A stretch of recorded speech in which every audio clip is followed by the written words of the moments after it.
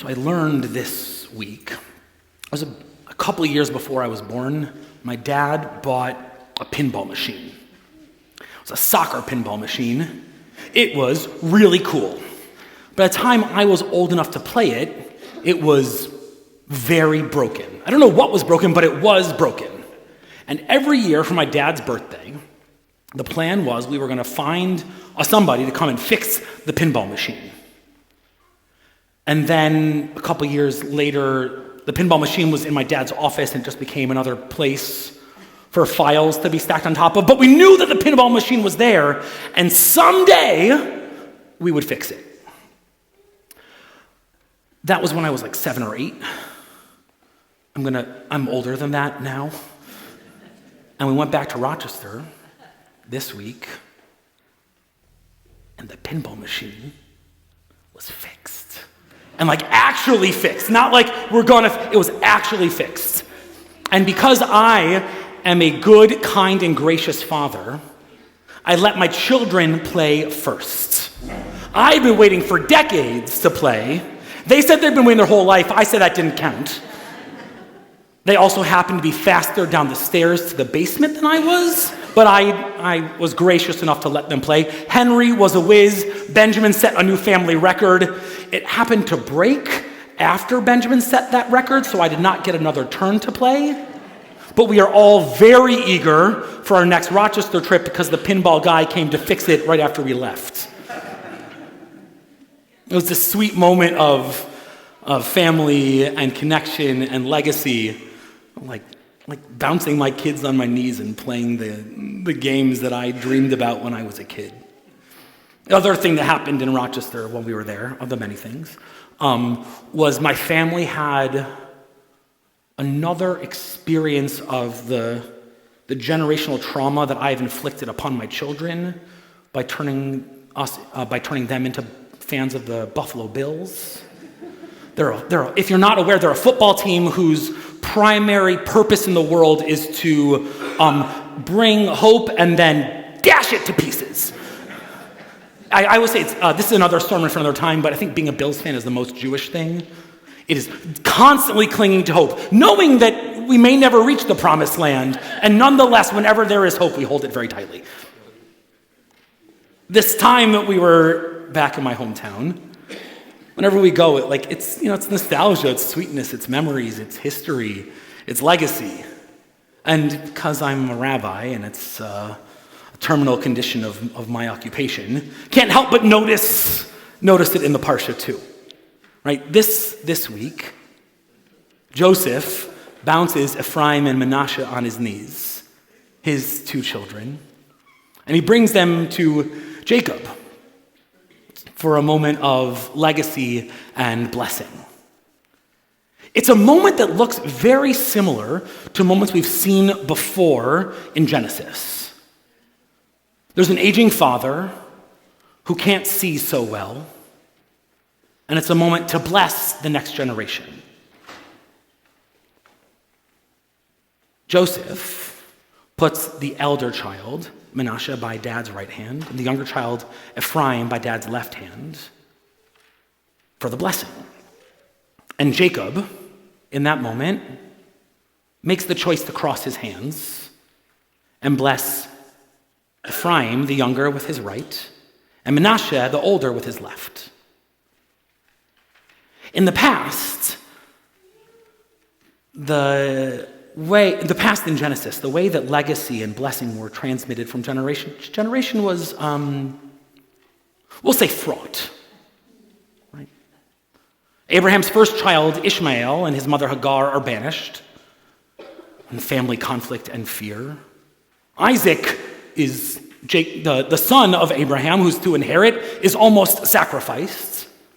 Isaac, as he ages, and it's time to offer blessing and legacy to his children, his twins, Jacob and Esau, Isaac is deceived by Rebekah and by Jacob in giving the blessing that was meant for Esau to Jacob. Jacob's children take their brother Joseph, throw him in a pit, take off his coat, dash it with some blood, go back and tell dad that Joseph, his most beloved child, is dead. Genesis is not a recipe for healthy family systems. But we see, even in these moments, it's like this connection we have to history and to legacy. The way it's transmitted from generation to generation is full of trauma. But in this moment, Jacob knows that the way it should be, the eldest receiving the right hand, the youngest receiving the left hand, is not right for these kids. The right thing to do is to switch. We see that in Torah a lot too.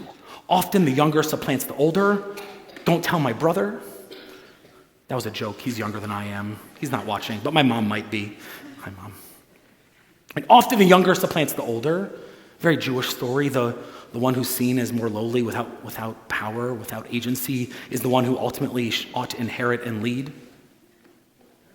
Jacob knows, but instead of trauma, instead of it happening kind of by accident or through deception, Jacob makes an intentional choice about how to transmit from one generation to the next. It's an invitation. It's an invitation to us about how we want to look at legacy.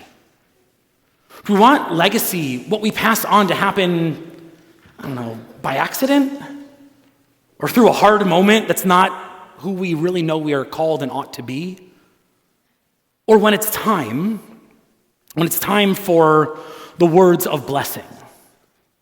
We want, as Jacob does to his children, to see each one and offer them words that fit. And for his grandchildren, to bless the younger with the right hand and the older with the left. Not that we need to build hierarchies into our family system, even though the New Year's Eve conversation with me and my brother and my cousin were all about who's everyone's favorite. Mom and Dad, you know. We know too, it's okay.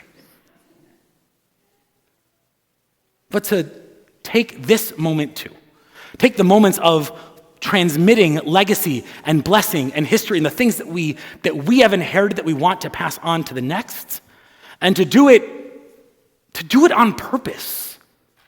That's the constant invitation of our tradition. To live our lives on purpose. Not through inertia or through a mistake that led us down this or that path, but to look at each moment and make a thoughtful, informed, sacred choice about who we are, who we want to be, the words we want to pass on from one generation to the next. The joys, the triumphs, the football games in the snow, the games we've played, the hopes that we have inherited from those who came before, as Jacob marks in that moment. He says, my father and grandfather, Abraham and Isaac, walked before God. And God has been my shepherd throughout my life. And you, Ephraim and Manasseh, you will be how we bless our children as a family, our family. How we bless the next generation will flow through you. In my first year here, I was with the White Plains Rabbi study group and learned something from Chaim Martyr down the street, which I think he learned from Avi Weiss. He said that the blessing that Ephraim and Manasseh receive, that's the blessing that we give our children on Friday nights. Simcha Elohim ke Ephraim uche Manasseh. May God bless you as Ephraim and Manasseh were blessed, and then we offer the tripartite blessing, the priestly blessing. And what Rabbi Martyr taught me, that's not a parent's blessing. That's a grandparent's blessing. May you, child, be blessed with the love that a grandparent loves their grandchild. It's a different kind of love. It's a different kind of thing to feel and to inherit. We get to make those moments, those blessings, with intention, with choice. The child bouncing on our knee or our hand upon their head, with the friends and communities that we've built, the legacy that we hope to create and craft, that we might receive blessings meant and intentioned for us, and we might impart those worthy of the people we know and love, and worthy of our hopes and aspirations and dreams for them as well. Kain Yehi Ratzon, may we be worthy of the blessings that we receive and we give. Shabbat Shalom.